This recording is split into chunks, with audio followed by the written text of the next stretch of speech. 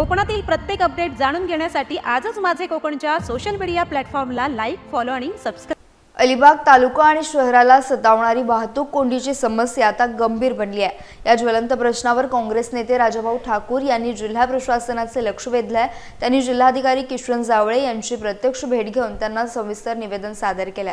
यावेळी नगरसेवक समीर ठाकूर आणि अमोल म्हात्रे उपस्थित होते। पर्यटन नगरी म्हणून ओळखल्या जाणाऱ्या अलिबागमध्ये वडखळ ते अलिबाग रेवस ते रोहा मार्गावर प्रवाशांना तासनतास कोंडीत अडकावे लागते। याचा त्रास स्थानिक नागरिकांसह पर्यटकांना देखील होतोय। यावर मात करण्यासाठी ठाकूर यांनी काही प्रभावी उपाय सुचवलेत। नागडोंगरी ते मांडवा, दस्तुरी, सेंट मेरी हायस्कूल ते सागाव आणि पेजारी चेकपोस्ट ते चौकीचा पाडा या दरम्यान उड्डाणपूल उभारण्याची आग्रही मागणी त्यांनी केली आहे। तसेच श्रीबाग ते बेलकडे फाटा या मार्गावर देखील उड्डाणपुलाची गरज त्यांनी व्यक्त केली आहे। प्रशासनाने यावर त्वरित कार्यवाही करावी अशी अपेक्षा व्यक्त केली जाते आहे।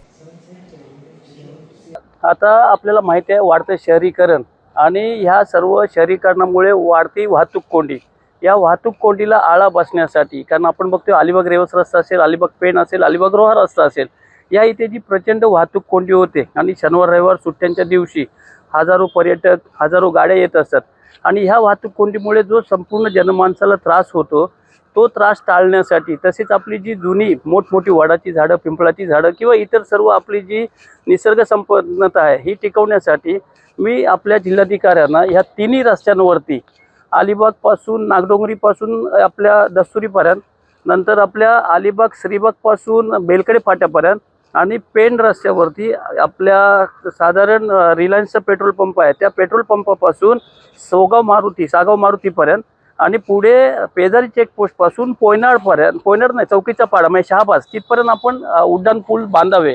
आणि आपण PWD मिनिस्टर म्हणजे मी स्वतः देखील PWD मिनिस्टरना भेटायला जाणार आहे। मी विधानसभा अध्यक्ष राहुलजी नार्वेकर साहेब यांच्याशी पण माझं बोलणं झालेलं आहे आणि ह्या काळाच्या गरजेनुसार हे लवकरात लवकर उड्डाण पूल व्हायला पाहिजे म्हणून मी कलेक्टर साहेबांना येऊन भेटलो। कलेक्टर साहेबांनी देखील त्याच्याबद्दल म्हटलं की एवढ्या वर्षामध्ये व्हायला पाहिजे होतं, आपण फार चांगलं काम केलेलं आहे आणि हे निवेदन आज मी त्यांना दिलेलं आहे।